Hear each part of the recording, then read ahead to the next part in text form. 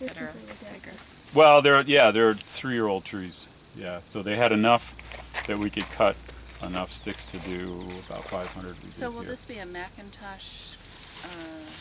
Next spring we'll cut off the nurse limb, so it'll only be SnapDragon. They won't inherit any of the qualities of the McIntosh? No. So it's a McIntosh trunk. The way we would say that, it's a McIntosh interstem. But the Mac isn't doing anything anymore. It's still, the trunk is still alive, right, of course, and the graft for the rootstock is down here. You can see it's a little bigger there. That's where the graft is, to the rootstock. So how do you do it? Well, what we did was we cut the tree off. We actually did that probably in April, I think, or May. We cut them off and chipped the tops. And then we came back, it was the first week of June, and we made a fresh cut. And with a knife, along the side here, it's covered up now, because if it hadn't been covered up, it would have dried out and they wouldn't have grown.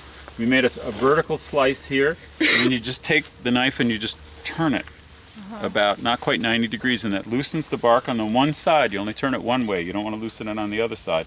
And then the bud stick, you cut at an angle, so it's kind of wedge shaped along its length. And you slide that into where you turn the bark. And then right at the top here, we put a little bit of grafting wax to keep that from drying out. And then we put the white tape on, and then this yellow compound, they call it. It's kind of like really thick paint. And I don't know what's in it exactly, but that helps keep it from drying out. And then a few days later we came back with more of the compound just to make sure they didn't dry out. And I've only seen one tree that neither one grew. There's a few trees where one grew, but I was really impressed. The guy that taught us was with Extension, Cornell Cooperative Extension, but he's since retired. Steve Hoying. And the 4 guys that I had doing this had never done it before. I hadn't done it in many, many years and had never used this technique. And I was very pleased with the results that we got. You haven't done any pruning on it? We've pruned some off the nurse limb just a week or so ago. Because there were also suckers growing on the trunk, which is normal when you cut the tree off. It's going to grow, buds on the trunk will break and get a lot of growth. But now we're trying to put all the growth into the new variety. But Steve said to leave the nurse limb until next spring. So. And it's the branch that grows new roots into the trunk? No, the two knit together because the trunk was alive, and just under the bark is the growing part of the tree called the cambium. And so the way we sliced the bud stick, we exposed the cambium on that stick, which we harvested those in February and we kept them refrigerated until June. That's the other thing I didn't mention, so that they didn't dry out.